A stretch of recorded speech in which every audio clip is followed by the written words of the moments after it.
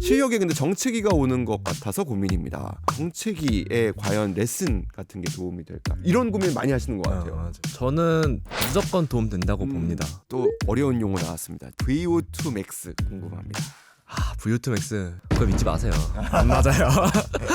요즘 어려운 질문입니다. 달리기를 하면서 가장 크게 후회하는 훈련 방법이 있냐고. 후회라.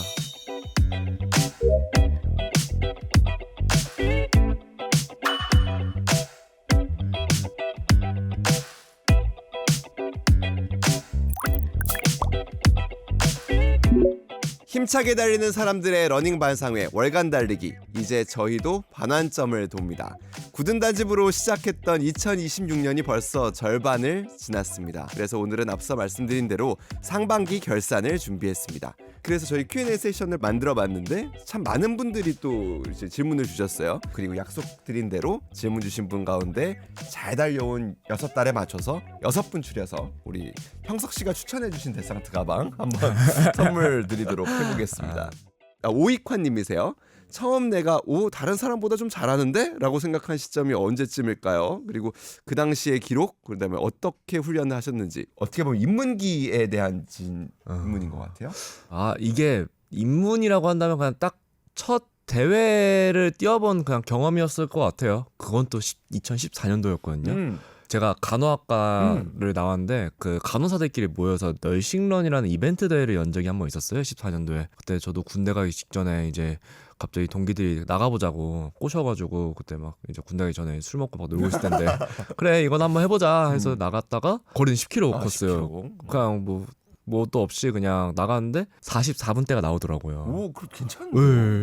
그래서 뭐야 이거 생각보다 잘 뛰었는데? 근데 이게 잘 뛴지도 몰랐어요, 이 기록이. 그러고 이제 내 전역하고 와서 이제 대학교 와서 러닝 동아리를 들어가서 뛰기 시작했는데, 그때도 뭣도 모르고 또 대회를 나갔는데 여성 마라톤이라고 있었어요. 그때 핑크런.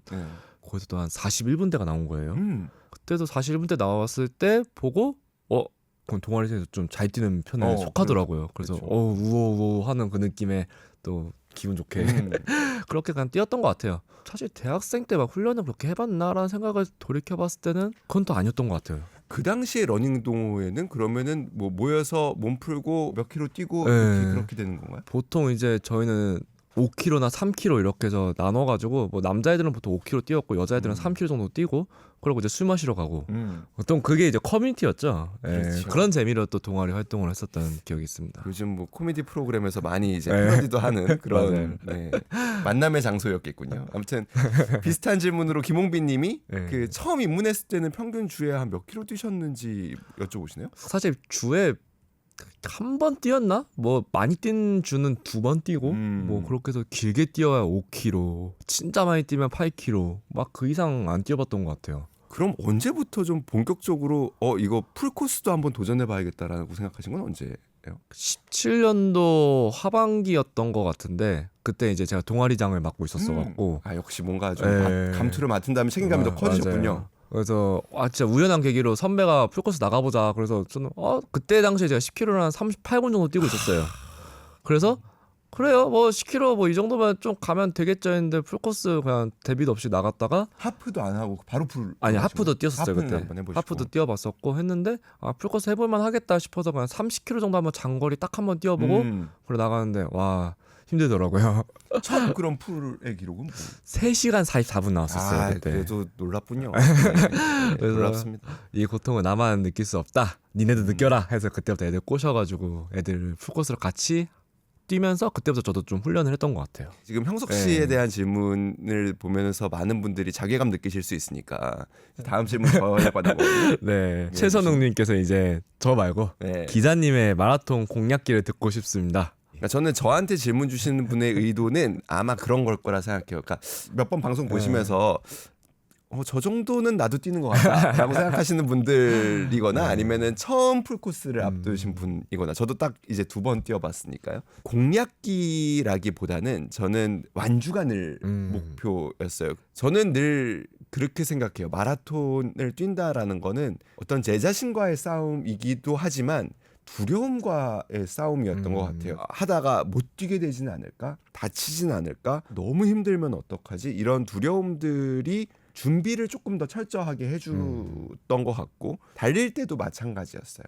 다들 맨날 하는 얘기가 눌러라니까 그 대회 날 분위기에 취해서 사실 더 달리게 되잖아요. 그러니까 늘 30km 정도에서는 이제 좀 무너지기 시작했던 것 같고요. 그러면서도 그 생각은 늘 했던 것 같아요. 한 32km를 지날 때 남은 10km를 1시간 안에만 뛰면 된다. 이제 6분 페이스로 떨어져도 그래도 완주할 수 있을 것이다. 라는 생각을 저는 끊임없이 저한테 좀 격려를 하면서 뛰었던 편인 것 같아요. 그래서 첫 번째 풀코스 때는 중간에 걸었고요. 38km 부분부터 40km 정도까지를 걷다 뛰다를 반복했었고, 그리고 두 번째 풀코스였던 제마 때는 그래도 마지막에 정말 힘들었지만 적어도 끝까지 걷지는 않았다를 실천하면서 완주했던 기억이 있습니다. 제일 많은 분들이 사실 질문을 주신 내용은 훈련 팁과 관련한 내용이었어요. 작년 겨울부터 달리기 시작한 런닝이라고 소개하시면서 명치에서 갈비 쪽 뼈 쪽이 좀 아프시고 호흡도 제대로 안 된다고 하세요. 또 간호학과 출신이니까 이거 좀 아시지 않을까 해서. 사실 간호사라고 이거를 알 수 있는 건 아니고요.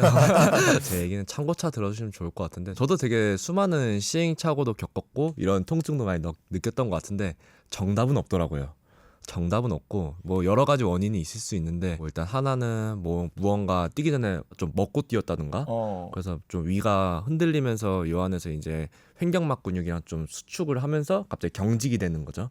그러면서 통증을 일으키는 경우가 많이 있는 것 같고요. 아니면 이제 좀 빠른 속도로 가다 보니까 숨이 차서 어쨌든 이제 폐가 계속 폈다 줄었다 하는 그 과정에서 횡격막 근육이랑 놀라면서 또 통증을 느끼는 경우도 있고, 원인은 다양할 수 있을 것 같은데 솔직히 조금 운의 영역도 좀 있는 것 같아요.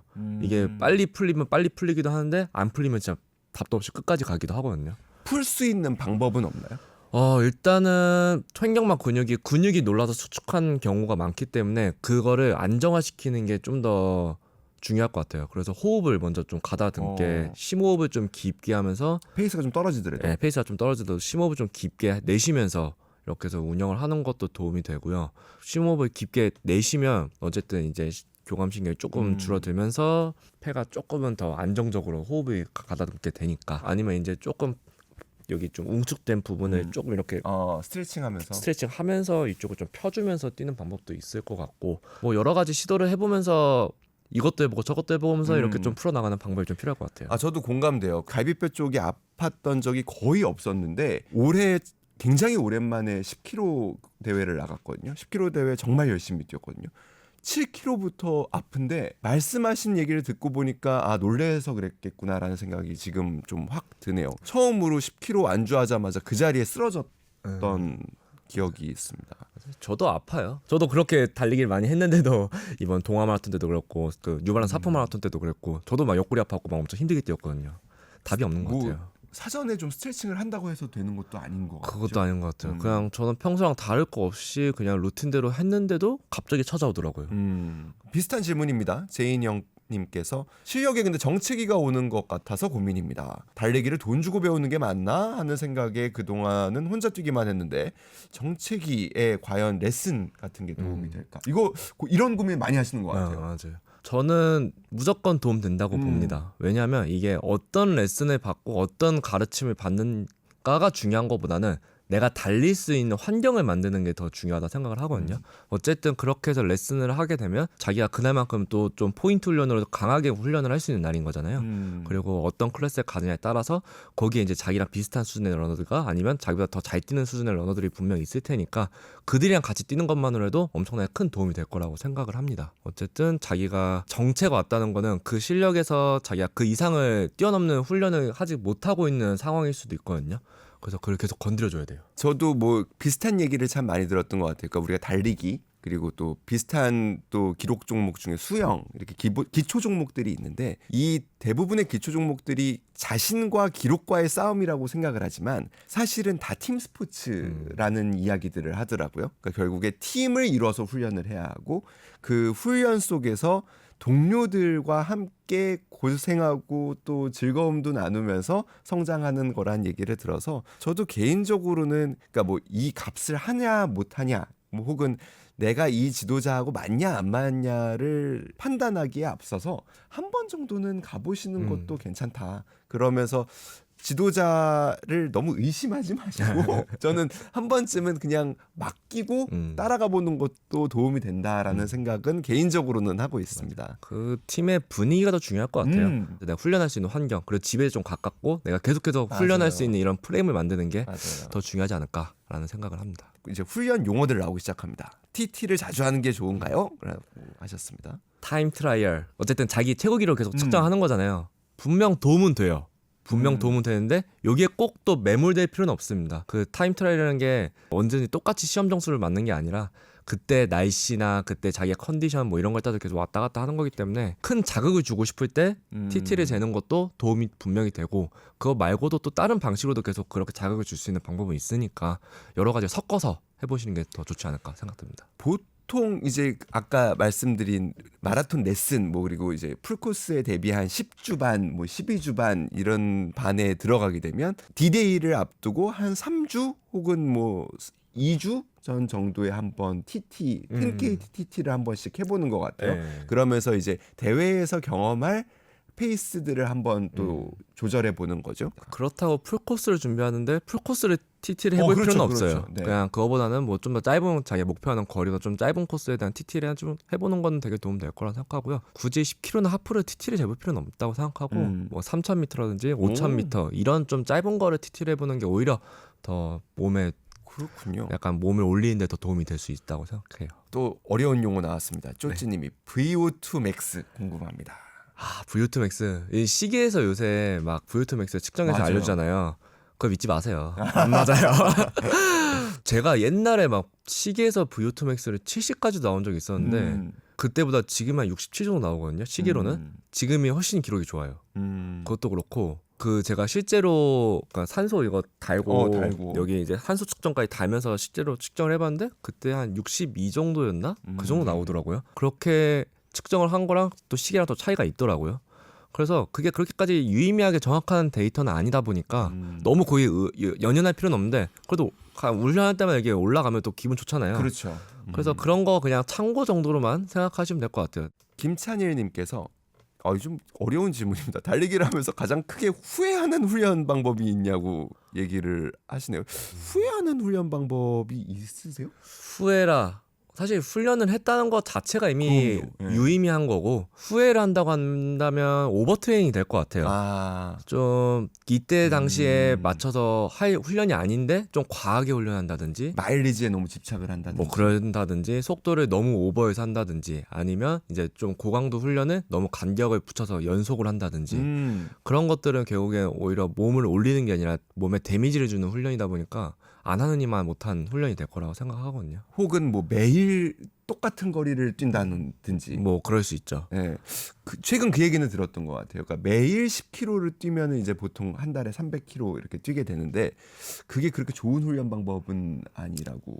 뭐 그럴 수 있죠. 이제 근육이라는 게 뭐 웨이트라든지 뭘 해보신 분들은 다 기억을 아시겠지만 계속 몸에서 변화를 줘야 돼요. 몸은 굉장히 빠르게 적응을 하는 특성이 있기 때문에 이거를 계속 변화를 좀 더 다양한 프로그램들을 가져갔을 때 더 양질의 훈련 성과를 얻을 수 있는데 계속 같은 훈련을 하게 되면 몸이 거기 더 적응하기 때문에 양질의 효과를 못 보는 것 같아요.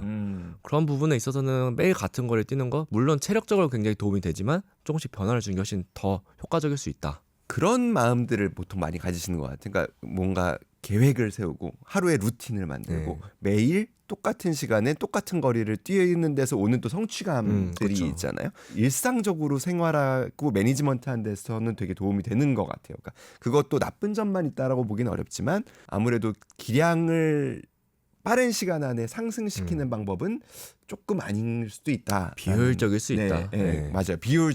좋은 표현입니다. 네. 정크 마일리지라고도 뭐 이렇게 얘기하더라고요. 정크푸드 같은 네. 느낌으로 노력 대비 성과가 좀 부족할 수 있다. 네. 그렇죠. 저도 요거 궁금한 질문인데 규규님께서 기록 단축을 위해서 하체 근력 운동이나 보강 운동 하시나요? 그리고 하신다면 비중은 어떻게 되시나요? 라고 물어보셨습니다. 달리기에 보강 운동을 하는 게 좋다 안 좋다 이런 또 찬반 의견이 많긴 그래요? 한데 반대도 있어요? 네, 반대도 있어요.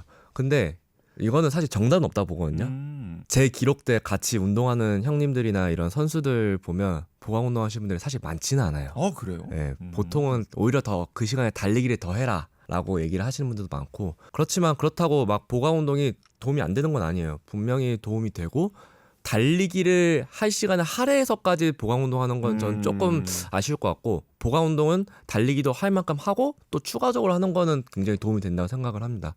특히 자기가 부상이 있거나 좀 약한 부위들 한쪽이 안 좋다 이랬을 때 이쪽을 보강 운동으로 주변 근력을 키워서 양쪽의 밸런스를 맞춘다든지 이런 거에서도 보강 운동은 도움 된다고 생각을 하고요. 뭐 조금 더 팁을 준다면 보강 운동도 뭐 스쿼트라든지 런지 그런 쪽으로 중량을 친다기보다는 좀 더 많은 횟수를 반복해서 저중량의 고반복 훈련을 하는 것도 도움 된다고 생각하고 그리고 제가 그 선수들한테도 많이 물어봤어요. 엘리트 선수들은 어떻게 보강 운동 하냐? 플랭크를 많이 추천하더라고요. 플랭크가 확실히 코어를 잡아주는. 코어가 달리기 때 굉장히 도움이 된다. 그래서 사이드 플랭크가 특히 좀 좋다는 얘기를 많이 들었고요. 근데 사실 저도 많이 안 하고 있기 때문에 뭔가 하세요라고 말씀드리기는 조금 그렇긴 하지만 한다면 굉장히 사이드 플랭크나 스쿼트 이런 것들은 도움이 될 수 있다라고 생각을 합니다. 물론 저도 이렇게 보강 운동을 많이 하는 편은 아닌데 보강 운동이라도 해야 되지 않나? 달리기를 못 나가는 날도 많으니까요. 저는 일상 때 그러면서 인스타에 뭐 이런 거 뜨잖아요. 네. 이 훈련 꼭 하세요. 이거 하면 돼요. 뭐 이런 것들 계속 뜨면 꼭 저장만 해놓습니다. 그래서 피드가 그걸로 저장된 거 보면 다 이런 훈련하세요, 이런 훈련하세요, 이런 보강하세요입니다. 근데 맞아요. 그거 그래도 보는 것만으로도 이렇게 다음엔 이거 해야지라는 생각을 하게는 되는 것 같아요. 안 하는 것보단 낫습니다. 그렇죠. 네. 오펠리아님께서 마일리지를 늘 때 300 이상이 되면 300 이상을 넘겨 보셨군요. 그래도 주간 주행 거리가 너무 많아지는데 이럴 때 하루 한 번 길게 뛰는 게 나을지 아니면 좀 아침 저녁으로 나눠서 뛰는 게 부상에 덜 노출될지 궁금해요. 300km 뛰면은 한 번쯤은 그래도 좀 부상이 올 수 있어요. 그죠? 네, 뭐 굳이 하루에 2번씩 뛰는 거는 저는 그렇게 추천하진 않아요. 어쨌든 체력적인 부담도 훨씬 커지고 그리고 몸의 회복이 그렇게 안 될 거예요. 근데 그게 적응이 되고 회복을 하는 과정을 이제 이 정도는 할 수 있다고 하신다면 2번 해도 괜찮습니다. 근데 이제 둘 중 하나 선택을 굳이 하라고 한다면 전 좀 더 길게 뛰는 게 더 낫지 않나. 월 300이라고 한다면 하루에 10km씩 달린다는 건데 그걸 하루에 5km씩 2번 쪼개는 거는 오히려 효과가 좀 더 떨어진다 생각을 해요. 뭐 예를 들면 5km를 뛴다 30분에서 40분을 뛸 거잖아요. 저는 진짜 러닝에서 이제 몸에서 효율을 만드는 그 과정은 30분 이후부터라 생각을 하거든요. 근데 5km씩 2번 나누면 효율을 이제 만들기 직전에 끝나는 거예요. 그러면 약간 좀 더 아쉬운 훈련 포인트가 가져갈 수 있다 생각이 돼서 그럴 거면 차라리 하루에 10km씩 그냥 제대로 뛰는 게 오히려 훈련 효과는 더 좋지 않을까라는 생각을 합니다. 삶과 이제 훈련의 밸런스를 맞추는 게 굉장히 중요한데 사실 하루에 10km 이상을 뛰려고 한다면 그 시간이 만만치가 않잖아요. 그러니까 일상에서 그 시간을 확보하는 게 그러다 보니까 저 같은 경우에는 주중에는 그렇게 많이 뛰지도 못하고 뛸 수 있는 시간을 확보하기도 어려워서 주말에 오전 시간을 좀 많이 활용하는 편이기는 해요. 그래서 그때 조금 좀 긴 거리 훈련을 하고 평소에는 뭐 사실 5km 이상 뛰기는 시간을 확보하기가 좀 어렵지 않나. 저는 개인적으로 그렇습니다. 직장 다니면서 하는 게 사실 네. 쉽지가 않아요. 네.